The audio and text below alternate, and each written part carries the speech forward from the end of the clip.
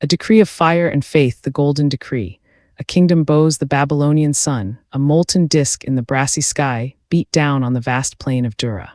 Dust churned by countless sandals and hooves hung in the air, tasting of dry earth and anticipation. Before the assembled multitude, a colossal idol gleamed, its surface catching the light with a blinding, almost malevolent intensity.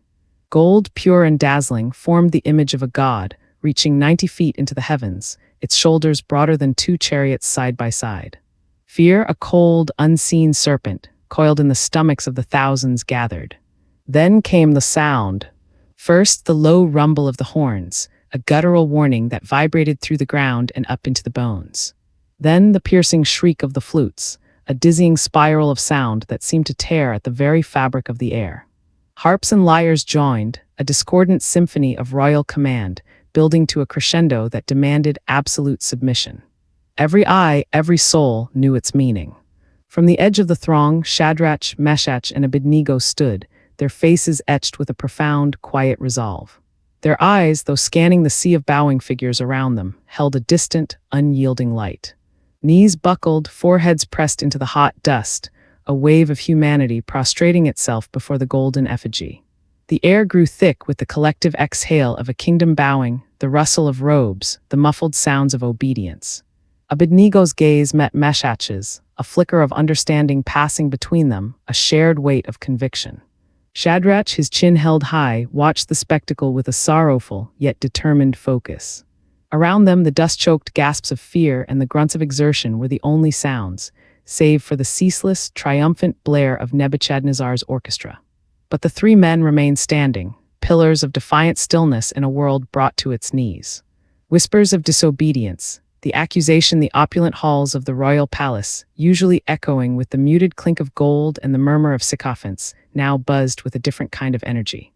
The chief Chaldean official, his eyes gleaming with a mixture of malice and triumph, bowed low before the throne of King Nebuchadnezzar.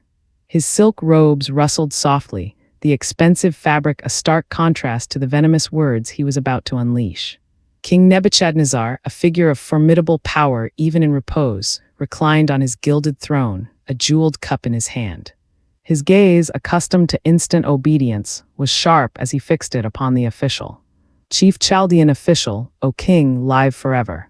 The official paused, savoring the moment, the anticipation of his triumph a sweet taste on his tongue. Chief Chaldean official, there are certain Jews whom you have appointed over the affairs of the province of Babylon, Shadrach, Meshach, and Abednego. These men, O king, have disregarded you. They neither serve your gods nor worship the golden image which you have set up. A ripple of shocked whispers spread through the advisors clustered nearby. The chief Chaldean official allowed a small, almost imperceptible smirk to touch his lips. He watched Nebuchadnezzar's face, anticipating the storm that would surely break. The king's brow, usually smooth with arrogant confidence, began to furrow, a dark cloud gathering in his eyes. The jeweled cup in his hand seemed to tremble, though only slightly, betraying the nascent tremor of his colossal rage. The king's fury, a choice of death, a guttural roar ripped through the throne room, shaking the very tapestries on the walls. King Nebuchadnezzar, no longer reclining, stood, his face a mask of scarlet fury.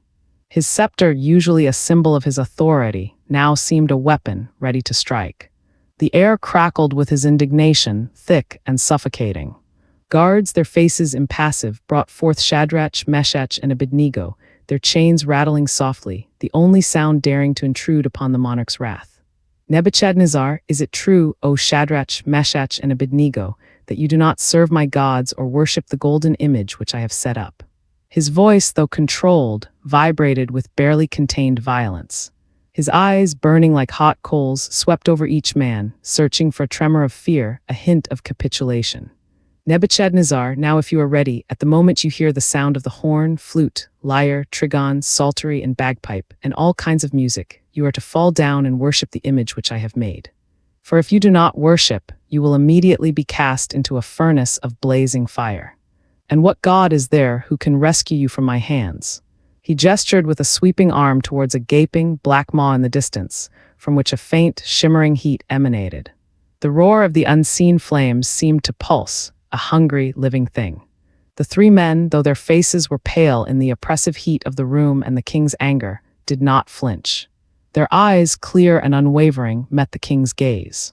A profound silence descended, heavy and pregnant with their unspoken defiance.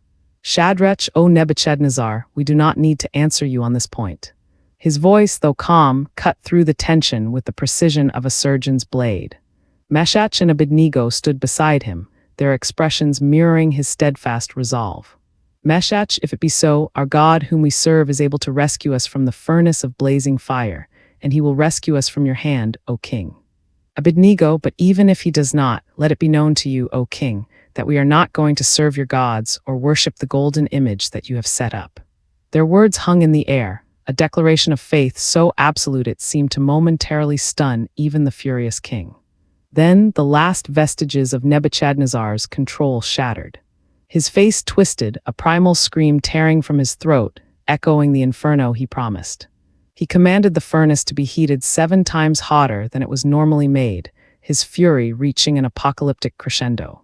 Bound for the inferno, the ultimate test, the roar of the furnace was no longer a distant hum.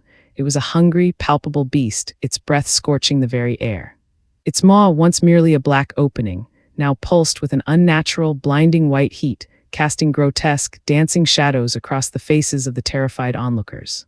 The soldiers, the strongest in Nebuchadnezzar's army, their faces grim and sweating, struggled to bind Shadrach, Meshach, and Abednego. The rough ropes chafed their wrists, but the 3 men showed no outward sign of fear, their eyes fixed on a point beyond the raging flames, beyond the tyrannical king. Nebuchadnezzar, his eyes wide with a terrifying mix of rage and exhilaration, watched from a safe distance, his chest heaving. The heat was so intense that the very stone around the furnace cracked and popped like kindling. The metallic tang of superheated air burned in the throats of all present. With a final desperate heave, the soldiers, their uniforms steaming, hoisted the bound men. The air shimmered, distorting their forms. A wave of heat, like a physical blow, surged from the furnace's mouth. The soldiers, caught in the proximity of that unimaginable inferno, crumpled. Their screams were brief, cut short as flesh met that unholy heat. They fell, consumed instantly, dissolving into ash before they even hit the ground, their weapons clattering against the scorched earth. The 3 Hebrews, carried by their own momentum and the force of the falling soldiers, plunged into the heart of the roaring furnace. The flames, a vortex of orange and red, swallowed them whole. A collective gasp, then a horrified silence, fell over the multitude. Only the inferno roared, a triumphant, all-consuming sound claiming its victims.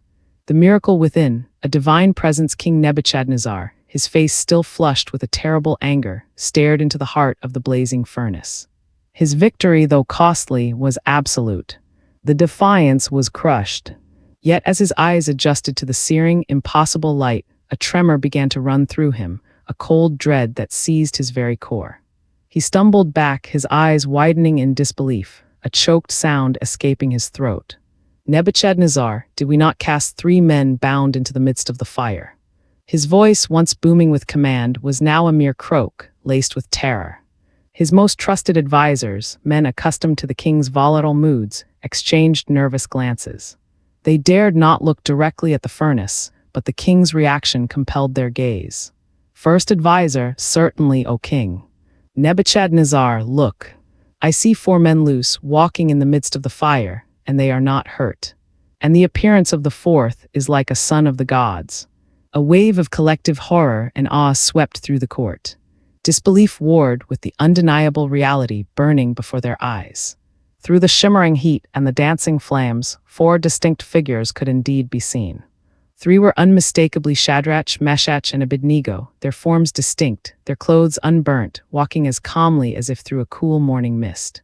Beside them, radiating an ethereal, unearthly light, stood a 4th figure. His presence was not merely human. It was divine, radiating a profound calm that even the raging inferno seemed to obey. The flames parted around him, illuminating his form in a way that defied all natural law. Nebuchadnezzar, the most powerful man on earth, felt his knees threaten to buckle, his breath catching in his throat. This was not merely survival. This was an impossible, terrifying display of power beyond his comprehension.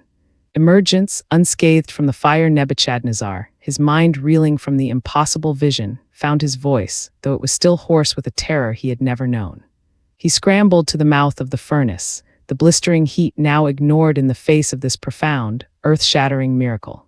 Nebuchadnezzar, Shadrach, Meshach, and Abednego, you servants of the Most High God, come out and come here.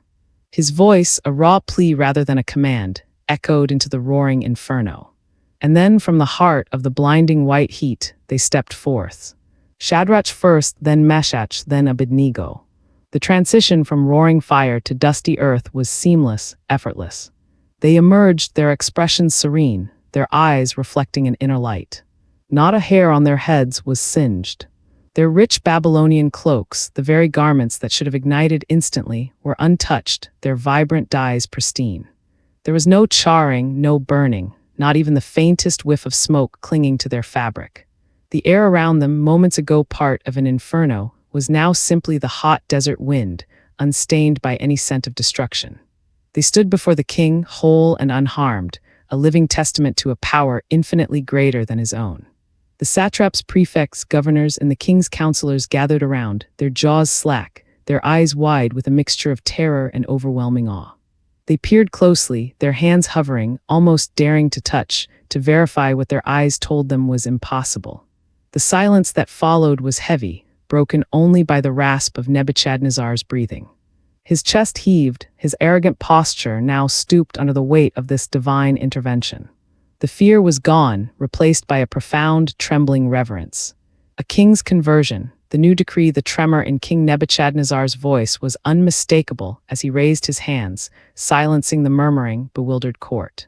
The earlier roar of the furnace still seemed to echo in the air, a phantom sound now replaced by the profound, unsettling quiet of awe. His eyes, no longer burning with rage, held a new, fragile humility. He looked at Shadrach, Meshach, and Abednego, his expression a mix of terror and profound wonder. Nebuchadnezzar, blessed be the God of Shadrach, Meshach, and Abednego, who has sent his angel and rescued his servants who put their trust in him.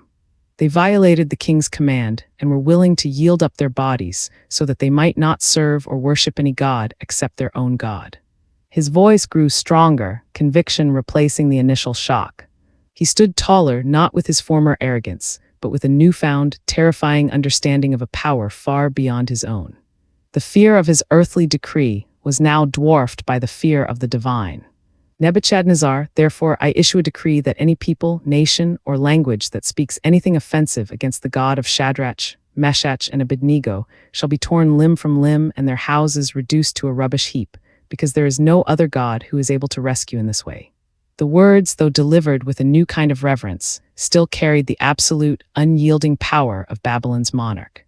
The court bowed their heads, not in obedience to an idol, but in stunned, terrified submission to the unseen God of the Hebrews. The very air seemed to shift, heavy with the weight of a transformed empire. The king, his eyes still wide with the memory of the fourth figure in the flames, then turned to the three men who had defied him. Nebuchadnezzar, and as for you, Shadrach, Meshach, and Abednego, I promote you to even higher positions within the province of Babylon.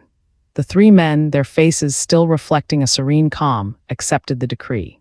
The smell of smoke was absent, but the scent of a profound, unshakable faith now permeated the court, a silent, powerful testament to their God, witnessed by an entire